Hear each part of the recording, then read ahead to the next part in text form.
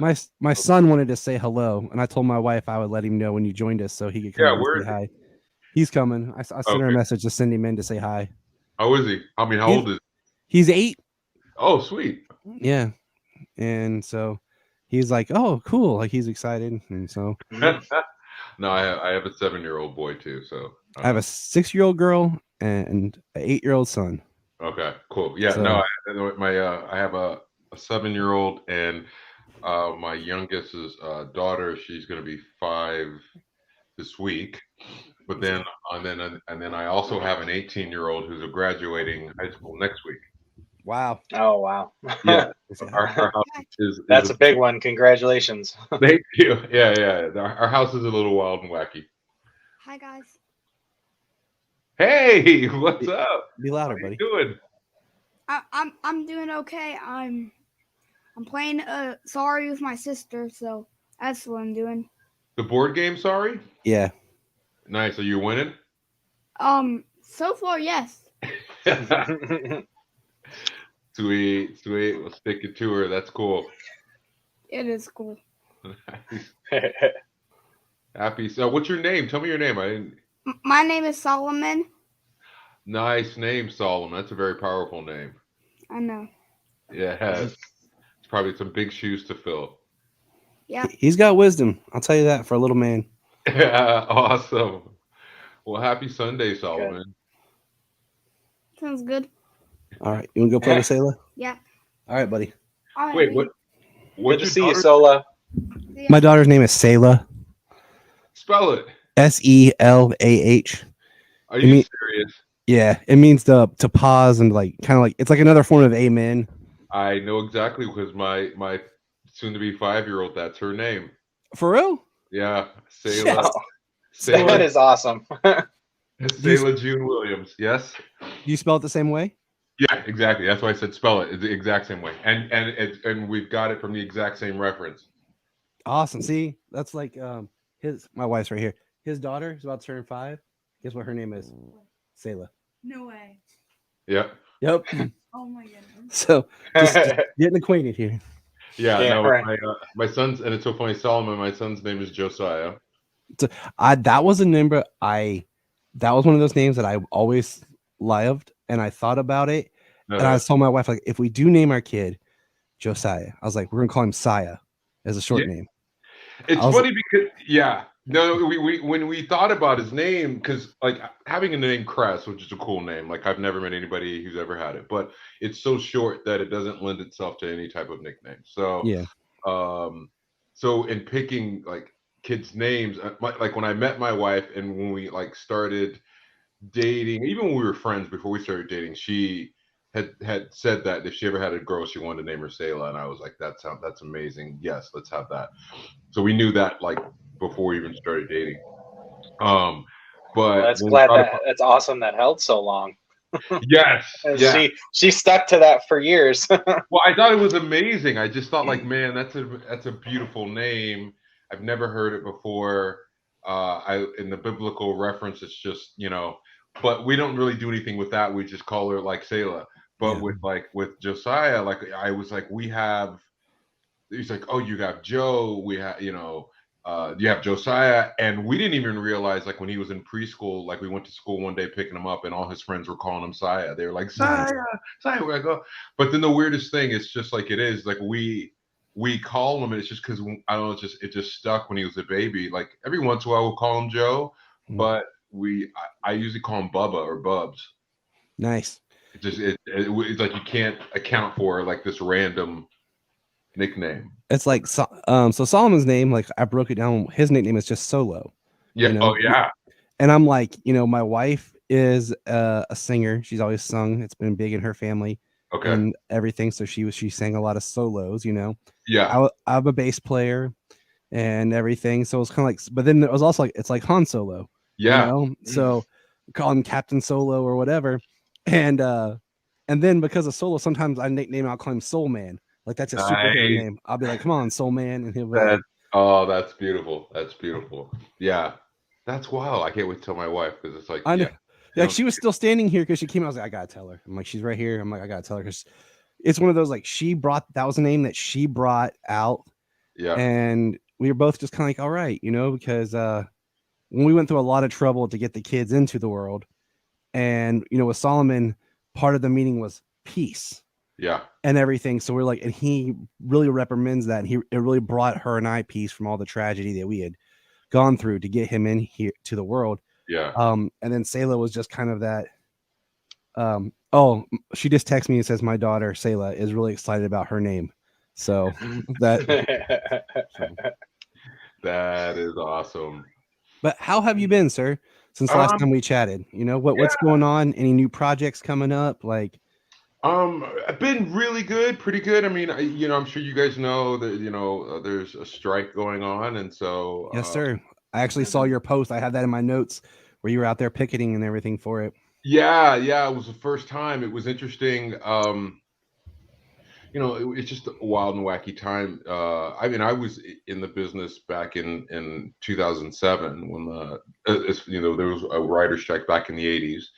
Probably before any of us knew of that, but I was like in the business as an adult in 2007 when the other one happened, and I don't, honestly at that time I wasn't even fully aware. I knew it was kind of like about DVD things, but I wasn't fully aware what was going on, and the general sentiment was kind of like, yeah, they're doing that thing, and we're trying to keep going. I think everybody was kind of generally thinking this is a bit disruptive and all that. But this time around, there's such a solidarity because we're kind of all in the same boat, and it's just more and more challenging to make a living. It's kind of it's the way the world goes. Like the middle class in the world and in our world is getting kind of squeezed out. And so in Hollywood, the middle class actor, which I consider myself a middle class actor, and a middle class actor is getting squeezed out. Middle class writers, it's like that top 5% are great, but and then everything below that is challenging. And so this time around, there's such union solidarity for the writers, and us actors anticipating in a matter of weeks we'll be doing the same thing. And my wife's an actress as well, and so when the strike started, we were like, yeah, we want to get on the picket line.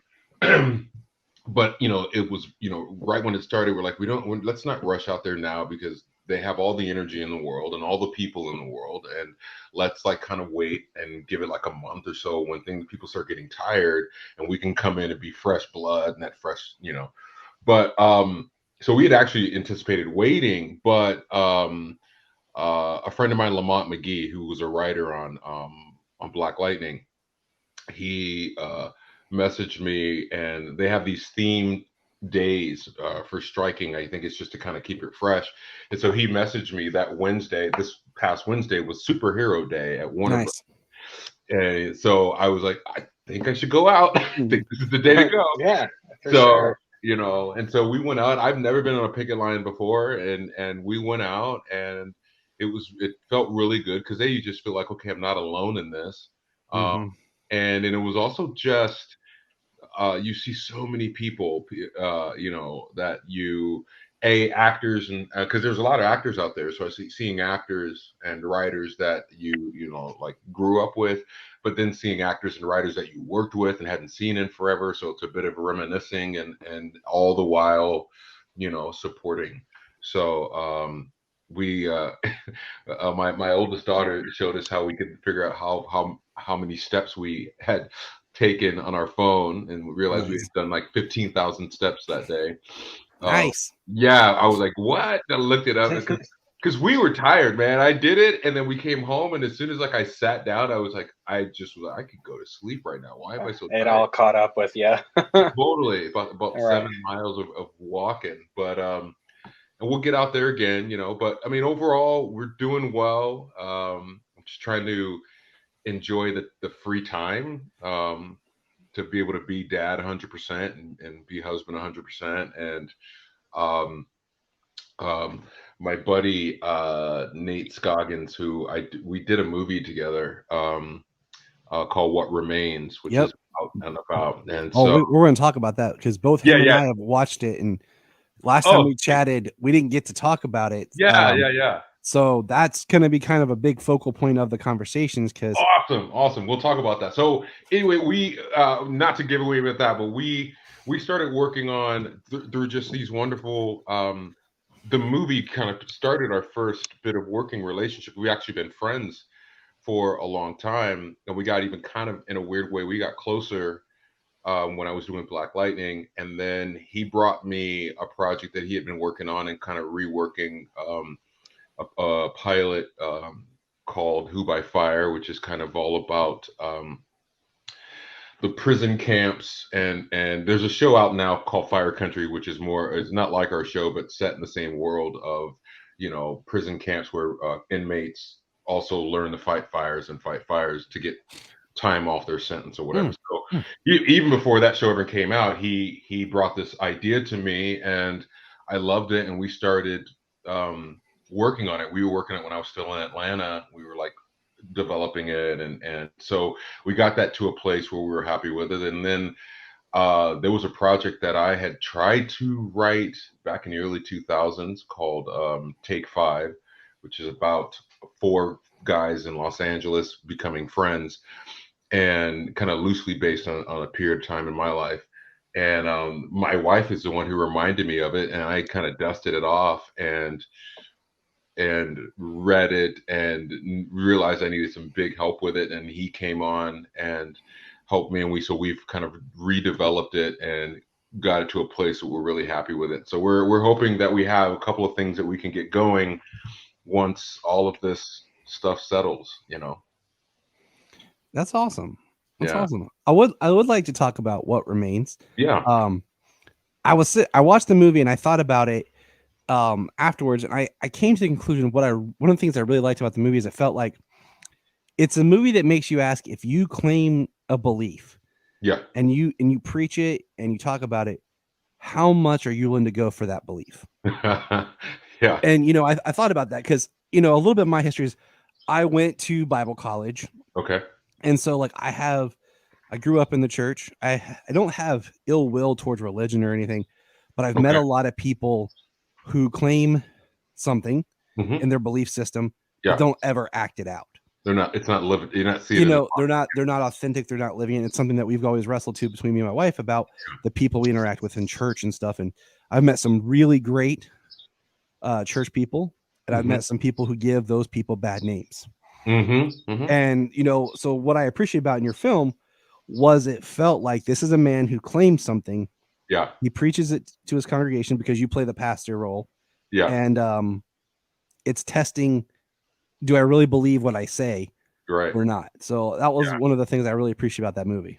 That's awesome, man. That's awesome. Yeah, it's funny because Nathan, it was well, like a full disclaimer, I am a follower of Christ myself, and that's the one thing that threw me off today, because it's Sunday and like we have this routine. We go to church, and then it's kind of a loosey-goosey day. I go off and I go grocery shopping for the family, and my wife does the baths for the little ones, and so I'm sitting there, and then all of a sudden I'm like, oh, wait a minute, I got something to do. My brain just went like, it was just, but I definitely have experienced people who in a sense check the box, but you don't see it in their lives. I have friends who are who aren't believers, who have experienced those types of Christians, and then unfortunately will then attribute that to God, and then say that's what Christianity is, and at times I have to be like, no, that's not. It's unfortunately it can get messy because as my pastor would say, people be people. And and so unfortunately any system we have gets corrupted by people, because we're a mess. We're flawed and we're broken, and so broken things happen. But what I love about the film as well is that it's messy, that it's not crisp and clean, and it's uncomfortable. And even the ending is uncomfortable. Because I was going to talk about that. So that's one thing that it was weird. It drew me when I Reddit is because like Nathan, who was a friend of mine, and we actually met at church. We have known each other for quite a few years at church, but we never really hung out. We were just people that we saw at church and say hey and all that. And at the church I used to be at before we moved to Atlanta and then moved back. We were at this church, and I used to teach acting for them on Saturdays, and when I got Black Lightning, and we were going to move the whole family to Atlanta, he came up to me one Sunday and was like, "Hey, we didn't even have each other's email." He's like, "Hey, let's exchange emails," and he's like, "I'd love to pray for you." And I'm like, "Okay, cool." So we exchanged emails, and him in LA and me in Atlanta, and to his credit, it was like every Sunday he'd send me an email. And be like, "Hey, just checking in, da da da, and I'm praying for you about this, this, and that."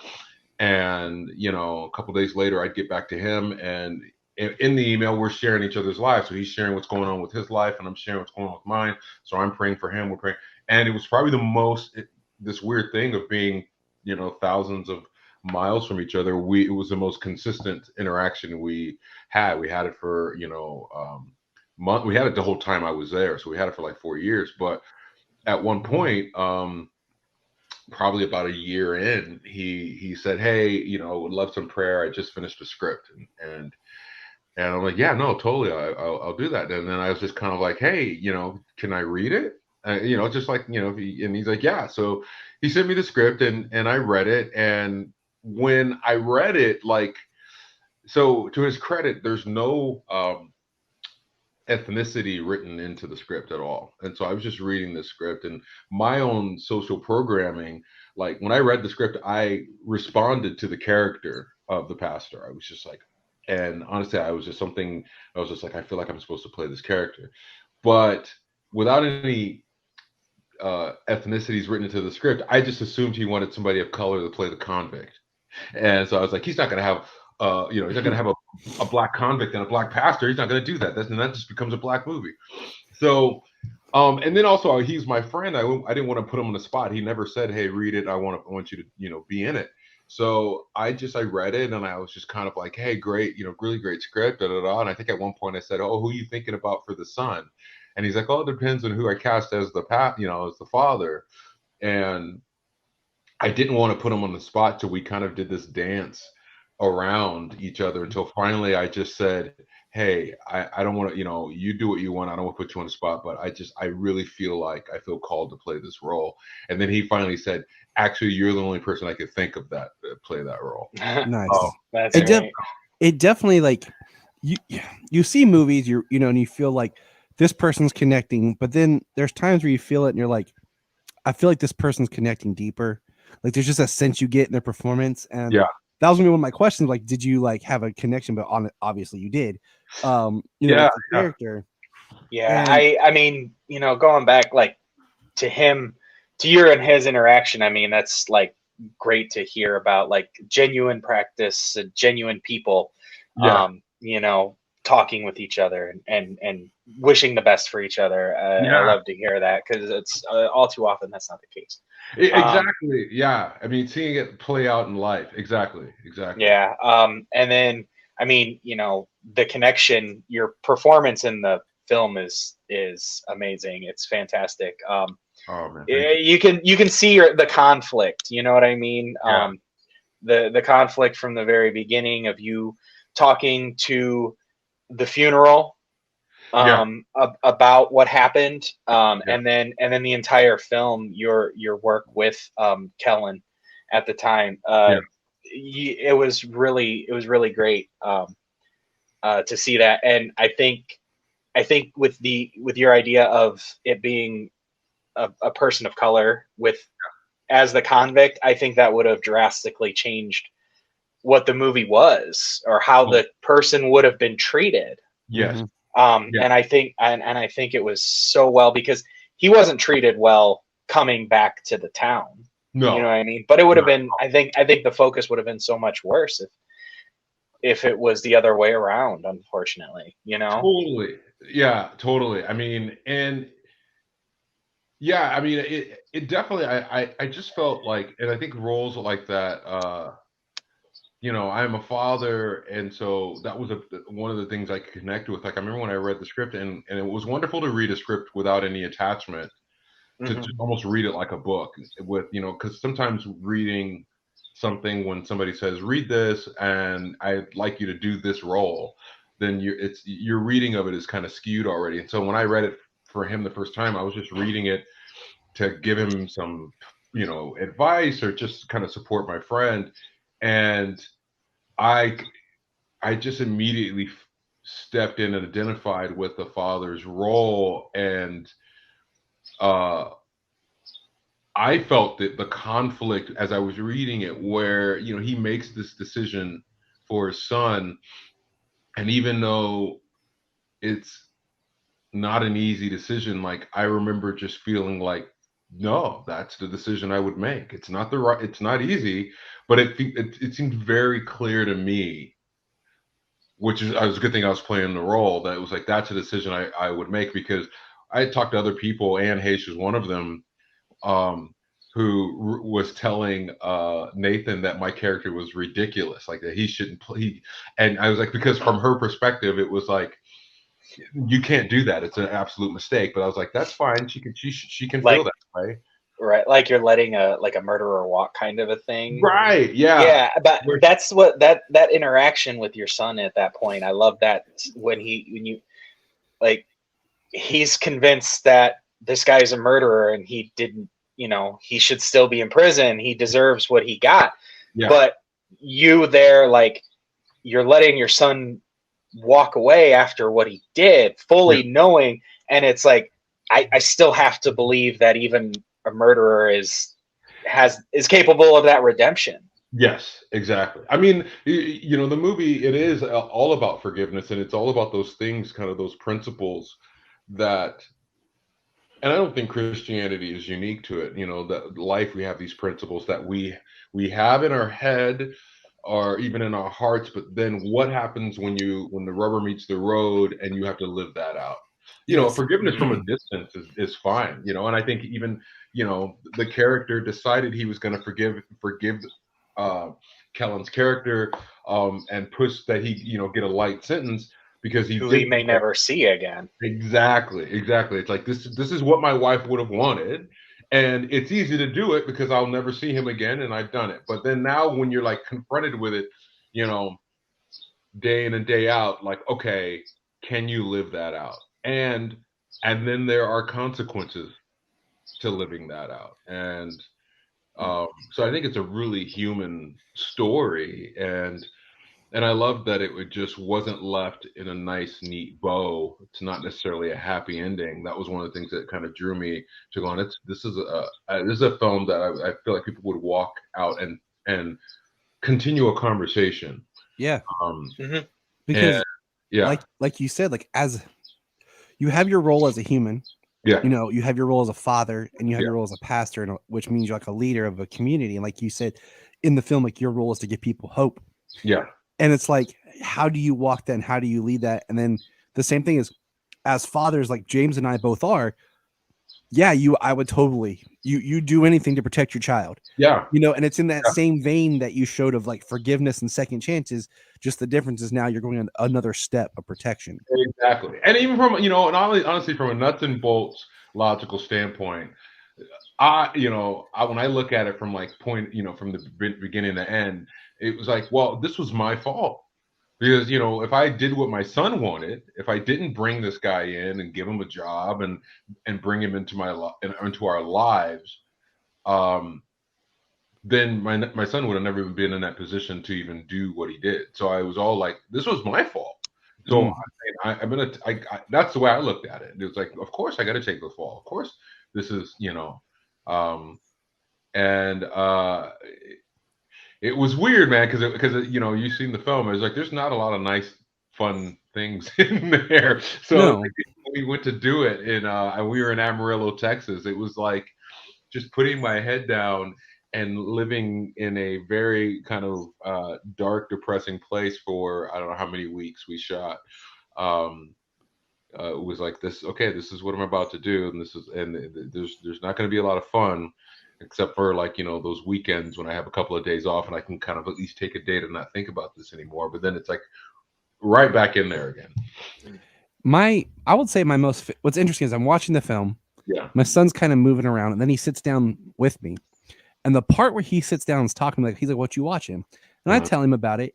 And it's at the scene that I think is so brilliant is when the father walks in and basically lies to his son where he's at, and the camera splits. Yes. Okay. And you get the two shots. Yes. The one representing what the father actually does. Yeah. And the one representing what he should do. Yes. And I'm sitting there with Solomon, and we're watching it, and I'm like, oh, I'm like, okay, I get what's going on. And then he asks me, and I stop it, and I tell him and explain, like, this is what's going on. Yeah. And that led to a conversation between me and him about the importance of him and I always being able to talk. Yeah. And like not just father and son, but like communicate with my children and my wife and everything. And then what's funny is later that evening, he walks and he goes, "Dad, I need to talk to you." And he's like, "You said you'd always talk to me." And he had some stuff going on at school with like some friends who were kind of flipping the script, or kind of being bullyish, and kind of, he's got that with, what's really a friend. He's going through that, he's in second grade. And but it was just, that was what I feel like another part of this movie that shows the importance of communication. Yeah. Of not hiding things. Because if, your character had been more open to his son and sat down and had that conversation at the table, that would have been like the end of the movie. Or like it would have been, but no. And as the movie went on, I wondered if we would see like a dual ending or something, where like if we would went back to that scene or something and kind of that's interesting. What would have happened, like almost like more parallel scenes, Yeah. But I found it just really emphasized the importance of communication. Yeah. And bringing your son to the same part where you are. Yeah. Yeah. That was first of all, I'm just getting chills. That's what you described. It's like, that's, one of the many reasons we do this. I mean, the fact that you could be sitting there watching it and sit there with your son, and it opens the door to communication. That's something that affects your life and affects your relationship. That's a beautiful part about art. And and yeah, those doing that split screen, but then watching it, because I watched it later, it is so hard, because it's just like, oh, if you just open your mouth, if you just step in that moment, this whole thing goes a whole different direction, and good things come of it. Yeah, that's awesome. Yeah, I was watching it, and I really liked the juxtaposition of what happened. And then I was like, well, is this going to be the start of, like you said, more parallels as to like what could have happened, or what might turn it around and bring it back? But then when it kind of did the and faded out and went to black, I was like, oh no. I was like, I don't think that's what happened. And and then it came back around. I was like, oh, that's that's sad. As parents, we have those moments. Like, I think it's been very, very important. I don't know if it was ever like really mirrored for me as a child, but like the ability of when I'm wrong, to go to my my child and say, "I'm sorry, my fault. Like, I was wrong." Like, because I think especially older generations had this kind of wanted to create this infallible facade, so they could never apologize to their child when they did something wrong or missed the boat or whatever. But you can see the effect on a child's face when you can do that. When you can come up to them and say, "It's my fault." That's something that I've done with my kids, like, and tried to be like, look, I'm doing the best that I can, and sometimes Daddy messes up too, and apologizing for them and stuff. So my kids, I have 3 kids, 14, 13, and 1. Oh my God! You're in it. Oh my! You're 14 and 13. I'm sorry. I feel for you. So actually, that communication and that vulnerability, being able to talk to me, it's like they're hiding in their room. It's like you can talk to me. It gets better. It gets better. They do. Yeah. Well, they're dealing with some tough things too, with family and my ex, their mother. So it's a rough go here and there, touch and go from time to time. So they're dealing with a lot. So definitely having to speak with them, trying to open up to me, you know, show them that I'm vulnerable and apologize, as well as, you know, anything that's bothering them, they can talk to me. Yeah, no, my 18-year-old is from my first marriage, and is, you know, I was blessed to have started out with like exactly split custody, and then very quickly after that moved to full custody. So she's been with me my whole life. But when you hit, I think I and I'll find out with my other little ones, but when you hit middle school age, it gets rough. And I think it was exasperated and more rough because of the whole blended family thing. But now on the other side of it, it was really right around when she turned 17 that it started to get a lot better. And oh, well, that's good. That's something to look forward to. Yeah, I've got a blended family. My girlfriend has 5 kids, her 5th being my youngest. So together we actually have 7 children. Wow. So it's your house is never quiet. Mm-hmm. It's actually interesting because my little one, my 1-year-old, she's well, her name is Allura. Named after Supergirl's mom. Nice. So my kids go to their mother's house for a time. Her kids go to their father's house for a time. So she's got this block almost every week where she gets this single child experience, this only child experience, but then she has so many brothers and sisters. Right. Yeah, you know, they do. Like, honestly, they come. I heard it, and then now I'm living it, where I'm like, oh, at some point they come back. Like at some point, 17 or 18, they start to come back.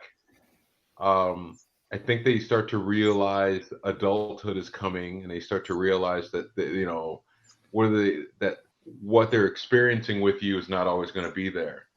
You know, so I think they start to come back and start to slowly appreciate all the things you have been doing and are doing, and they also are afraid of real life, because real life starts coming at them, and they're like, oh man. I don't know if that ever stops being scary sometimes. No. You know, yeah, it's amazing. Like with my oldest, it's amazing seeing her. I kind of want to be an adult, but then confronted with some adult things, going, "Oh, I don't want to be an adult," you know. And it's I don't know. It's a journey. It is, and I won't take it as it comes. You know. I wanted to ask at the end of the movie, and then we'll talk about some other things. But in the script, was it always like? Usually I can figure out clues and everything in movies, but I felt like the movie ended very ambiguously. Was it like that in the script? Like, you don't have to spoil anything, but I'm just wondering, like, was it written, like, when you read it, like, how did you feel with how the movie ended? It was 100% ambiguous. I would even say, without ruining it, I think on the page, it was even more ambiguous. Like, like, and I don't know, it's hard for me to look at it the way everybody else looks at it, because I think it's something just very minor. It's not giving it away, but I think something's very minor on the page. It at least the way I read it, it seems like he's just sitting in the car, like just there, and then it ends. Whereas I think in the way the movie, him pulling up, makes it a little less ambiguous, but it was the intention was for it always to be ambiguous, and just basically the ending to be in the eye of the beholder, because even Nathan won't tell me what he thinks the ending is. He wrote it and directed it. He's like, he won't tell me. Like, I told him, because I'm like, no, this is what I think happened, and this is what I think, you know, how the movie continues on. Because I have no problem sharing that. That's just what my character's, you know, doing, and what I think. But he was like, he hasn't really shared it. So I think it was always the intention to be ambiguous, which is also what I loved about it. when I read it, I was like, you know, films that don't give you the answer, and where you know, people can go out and have a discussion, and somebody goes, I think it's this, and I think it's that, and that's, you know, that's good art. Yeah.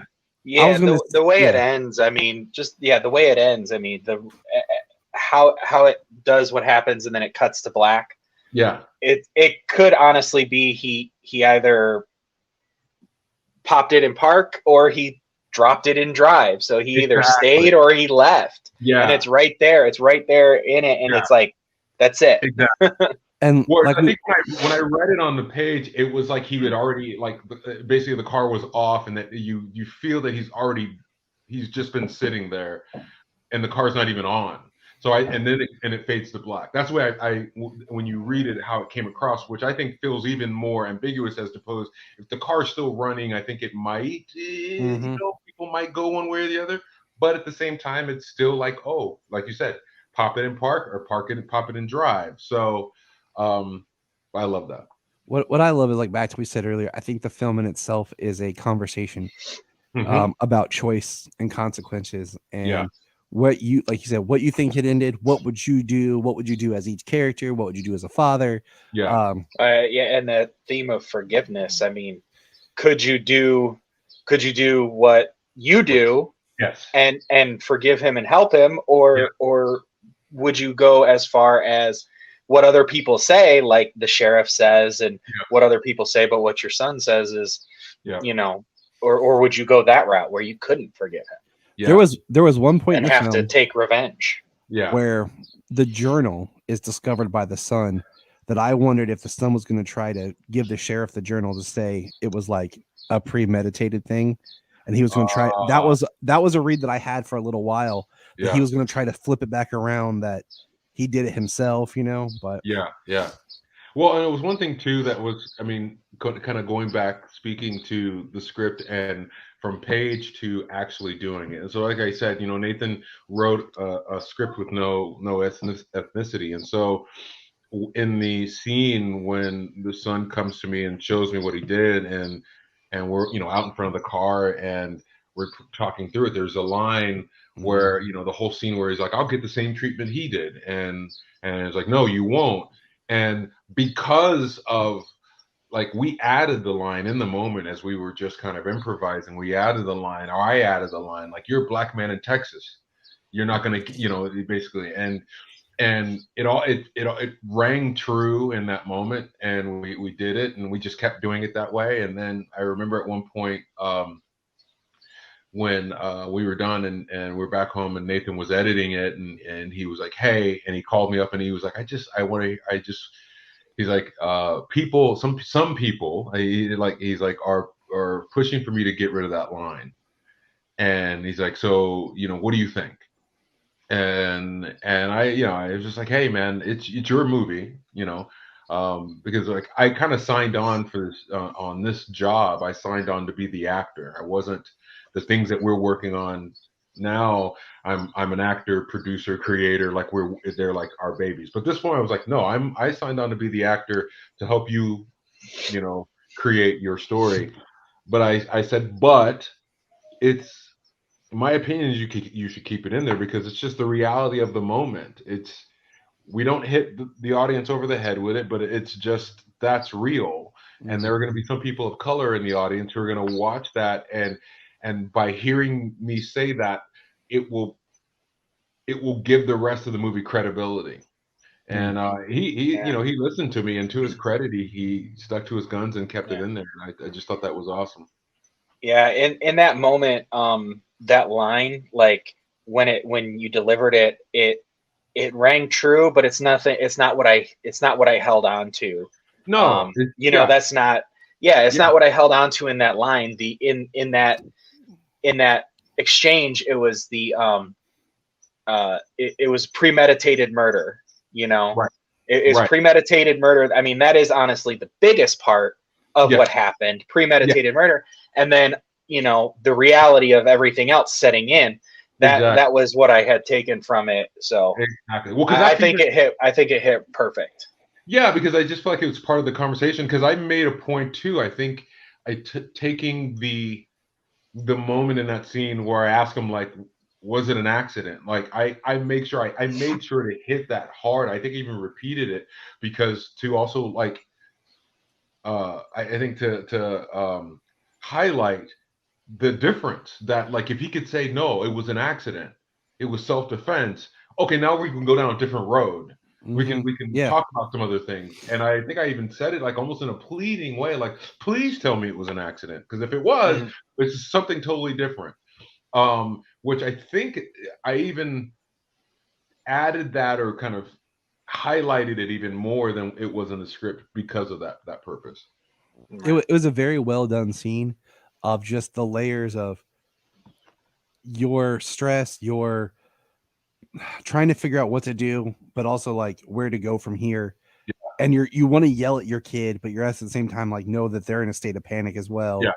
So you're managing all this emotion, and it's very, very well and believably executed scene. Oh, thank you. That I'm gonna be honest with you. That scene uh was scary for me. It was not scary, but it was a scene that I walked away that night really unsure of. Like when you're filming at times, there are times when I'm doing a scene on any project that I internally just know it's working. Like I'm like, oh, I love it. I could do this scene all these different ways, and I just feel like it's clicking. So that any if when it's time to move on, they're like, "Are you happy?" I'm like, "Yes, totally happy. Let's go." There was I think the scene with Kellen and I after we go through a day of work out on the farm, and we have this scene by the truck. I'm sitting on the bed of the truck around sunset and talking to him about my wife and all that. That was one of those scenes where I was like, okay, I know this is working. But the scene that night of my son coming and showing me the car and showing me what he did, I I wasn't sure, to be perfectly honest. We did all these different takes, and I had to just kind of go to Nathan, and I'm like, "Are you happy?" And he's like, "Yeah." And I'm like, "Okay," because I can't tell. I'm going to be honest with you, I can't tell. So I'm just going to trust you because you're the one looking at it, that Right. you've got everything you wanted and you're happy. And that's that's kind of like that leaning partnership you have to have with your director at times, where you're like, I can't see it. I'm in the fishbowl, as my old acting teacher used to say. As an actor, when you're in a fishbowl, you got a distorted view of what's happening, and so you have to trust people outside the fishbowl to go, no, it's yeah, everything's there. We're good. We can move on. So afterwards, when I saw it, I'm like, okay, Yeah. because there's so many things going on, right? Yeah. It's like it's just there's so many emotions, and so as an actor, I'm not trying to make sure I'm hitting every single one and that it feels authentic, and it was just Right. Well, chaos. and you don't know you don't know what's being seen. You don't know what's going to be Yeah, covered up or taken away in post, like exactly. Yeah. that type of stuff. So, I mean, that's got to be hard sometimes thinking on it afterwards. Yeah. And Uh, imagining, we're just imagining, because like it's what I love about the film too, that it's not very graphic. So, people can watch it. It's not I mean, the acts or the knowledge of the acts are violent, but it's not a gory movie. It's not Mm-mm. it's done in a way that it's more let your imagination go. So, even that scene when he comes and opens the car door, we're not looking at anything. Right. We're having yeah. oh, okay. It's very tastefully shot. Yeah, and so we have to Absolutely. imagine all of it there. Kellen wasn't there that day, sitting in the car, you know, we just had to imagine it and put it in our heads and go and run Well, with it. I mean, I know you're a big guy. You know, you're tall, but I mean, so is Kellen. I think that'd be pretty hard for you to get that guy up and get him into the Oh, truck and yeah, yeah. everything. Well, I mean, he's a pretty big dude. yeah. I mean, that night when we did the whole thing that, me transferring him over and setting fire to the truck, he was there that night, and Yeah, we had to tweak how to do it because it's written. I was gonna say, did you get him? Like, was that him? A little bit. I mean, we had to tweak it because I was like, I can't do this, man. I can't. my knees don't work like they used to. That was one of the things I pulled myself out of the movie. Was like, I'm gonna have to ask him. Yeah, no, we tweaked. We tweaked it. He helped me out a little bit, and to his credit, he helped me out, and we just had to kind of like, oh, we'll cut from here to there, and to make it look right, because it's like, yeah, I'm not that young anymore. Yeah.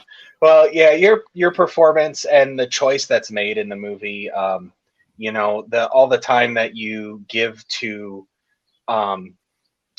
Troy's character, and then actually talking to him about not about losing that relationship with your son, and then in the end doing what you do as a choice for him.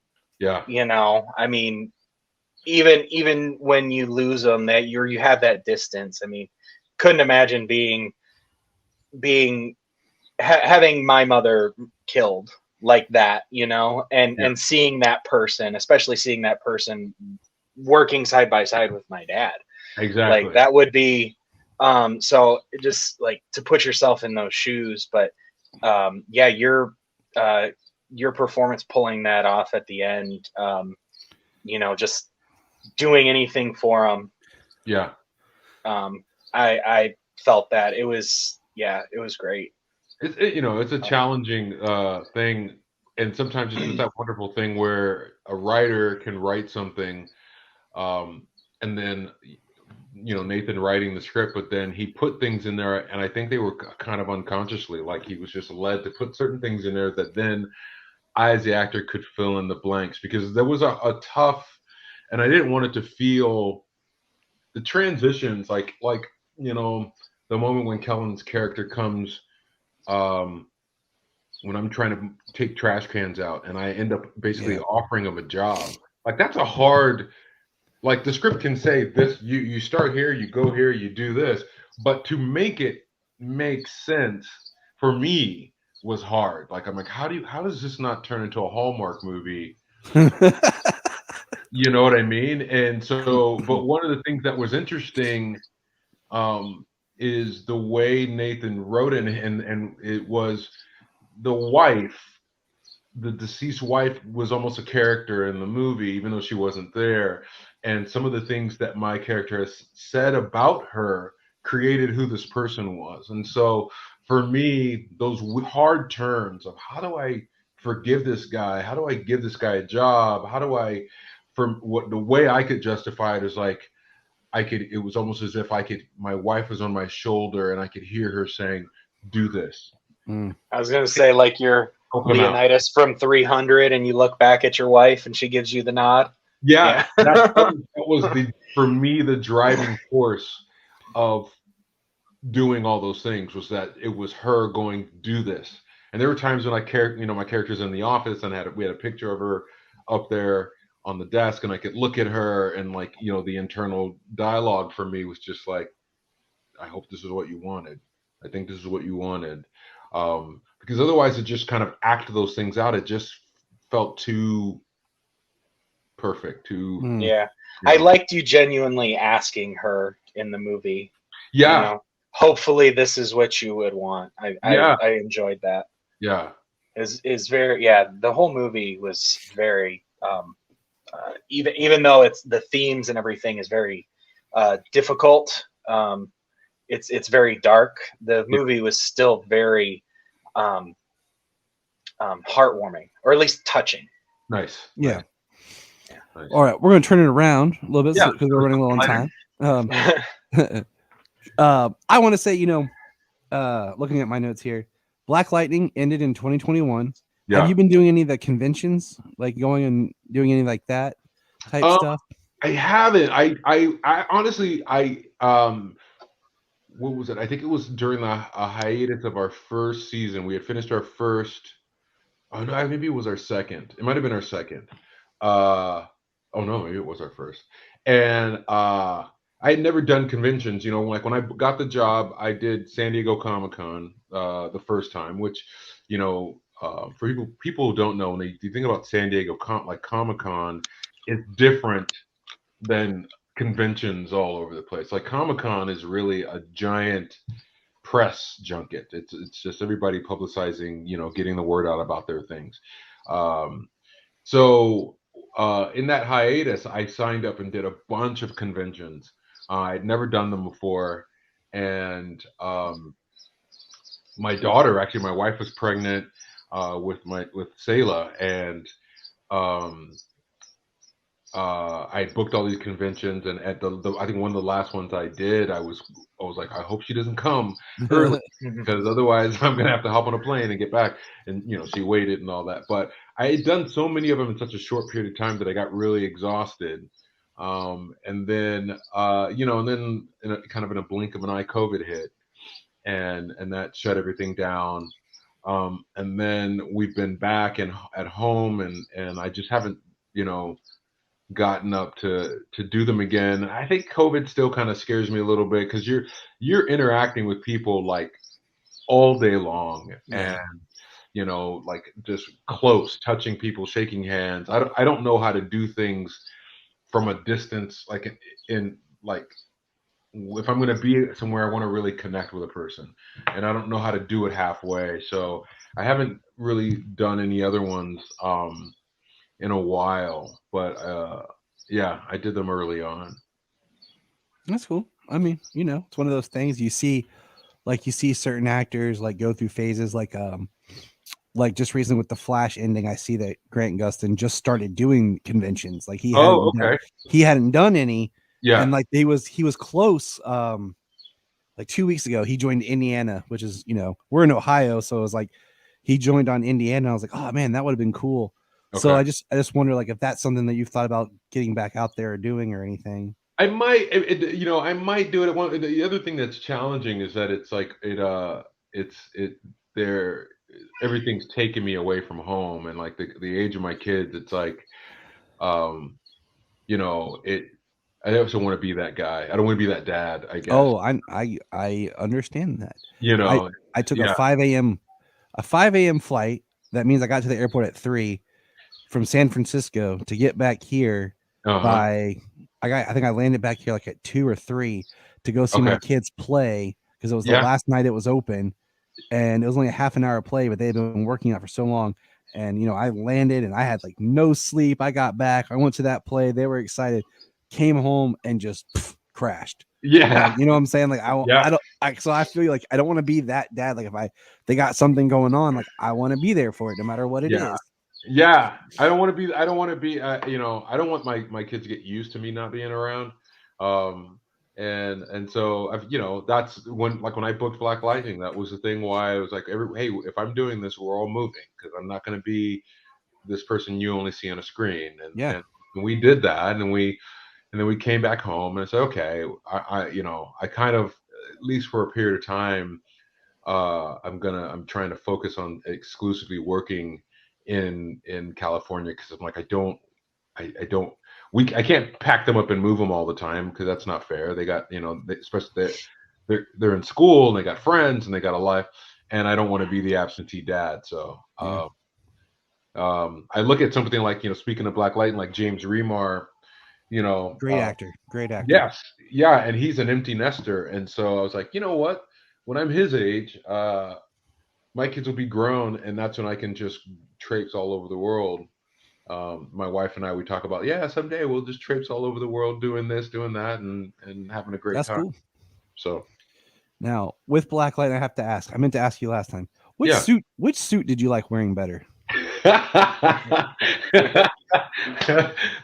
awesome. I definitely liked the second suit better, the newer suit. Look more comfortable. A lot more comfortable. Oh my God, that first suit was excruciating. It was so heavy, it was so bulky, and it's funny because Laura Jean, LJ as we call her, she's the one who designed and supervised the suits being made, and she refers to me, she's like, you are a guinea pig, you are a first, because she did Black Lightning, but then after that, like, she went on to do Like she did all the suits for Titans. Oh, cool. I can kind of see that now. Yeah, she did all the suits for The Boys.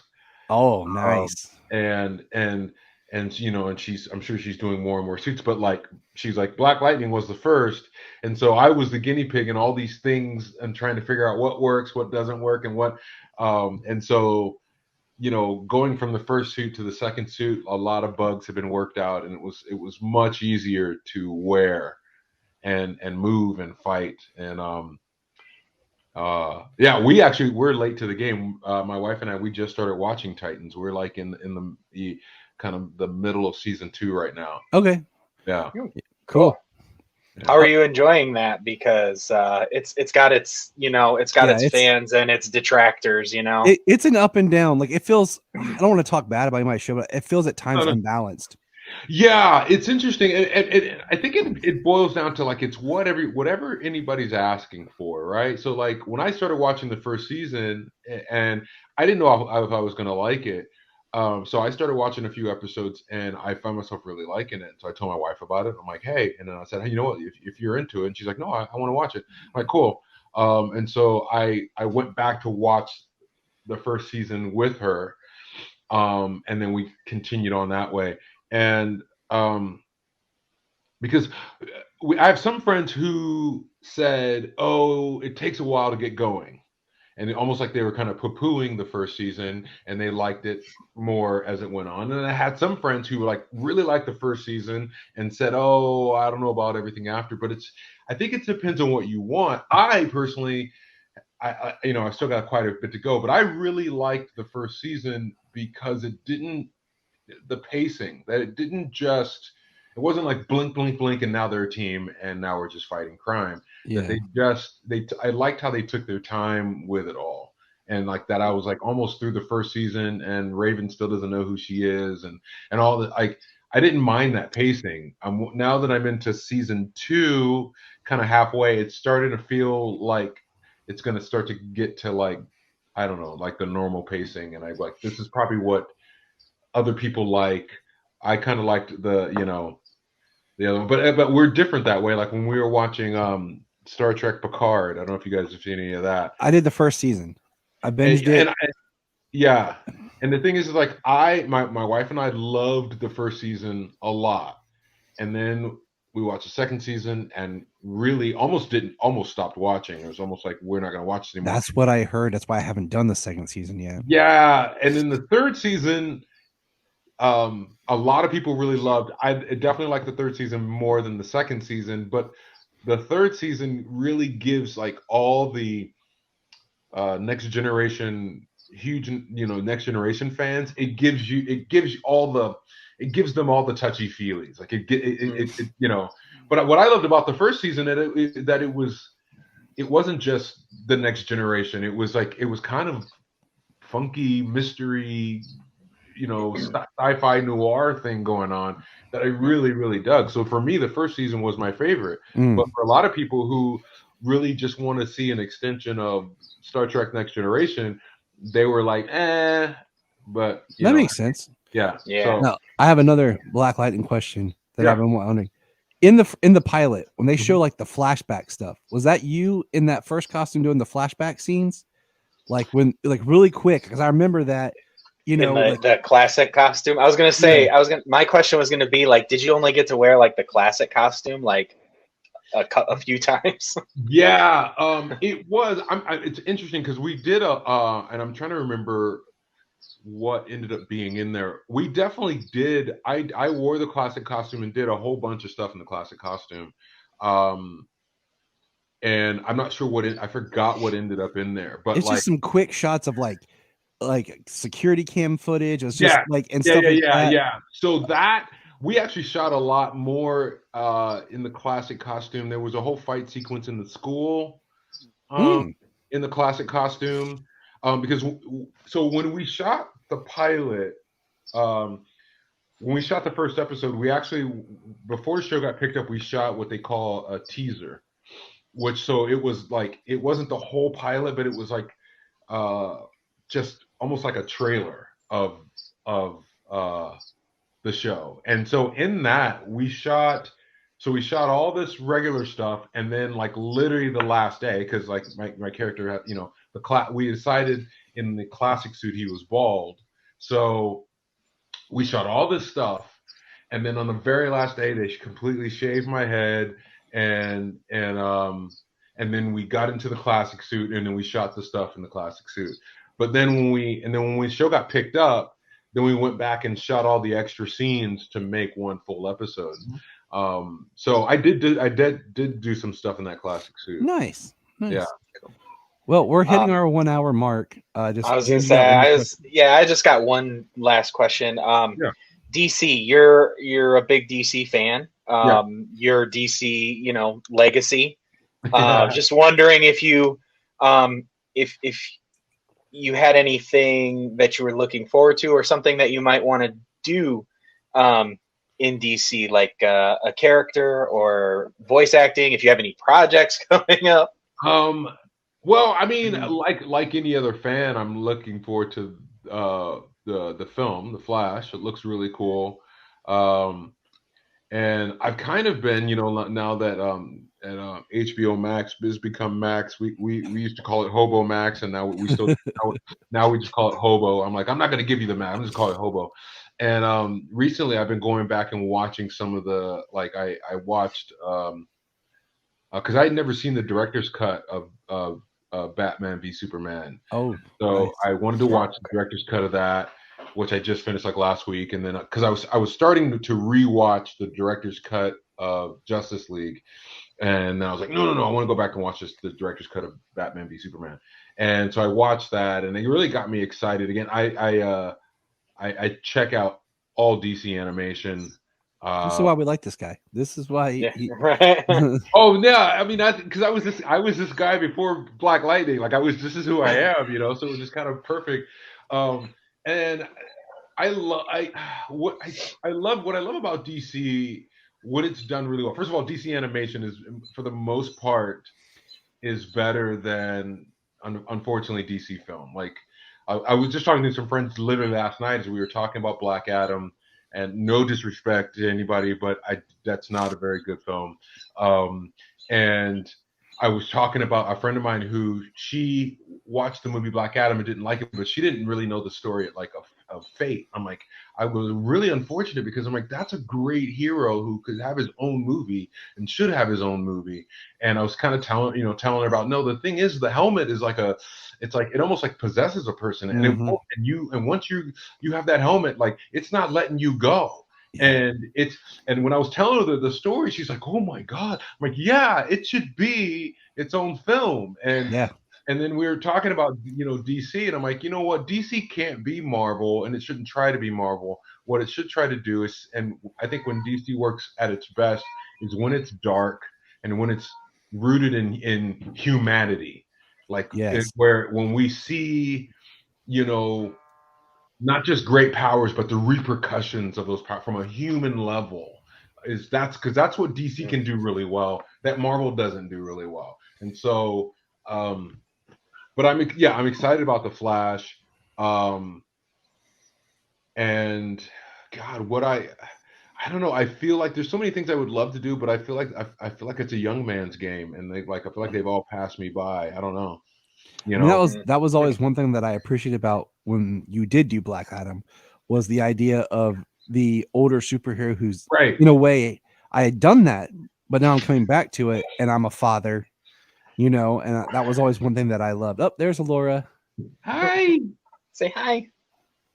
But Mr. Williams, we thank you for your time today. No problem. We know it was a rough start. We appreciate you coming back and chatting. No worries. I probably dominated some time, so I just wanted to also say, is there any questions that you were dying to ask that you're like, oh, I know that we're out of time, but if there's any questions that you were dying to ask, I have no problems answering them. No, my notes here I just referenced was I was really excited because we both watched your latest film. Yeah. And I just finished it today. We wanted to hit on that, and that was part of the discussion piece because I didn't get to talk to you about it last time. Yeah. So that was kind of where I wanted to stay and then throw in a little Black Lightning questions that I had from last time. So awesome.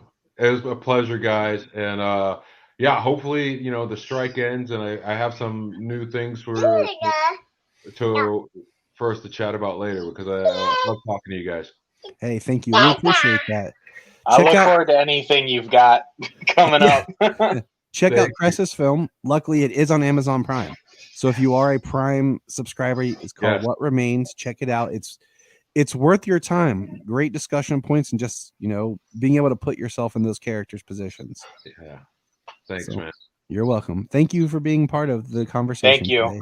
No problem. Appreciate you guys.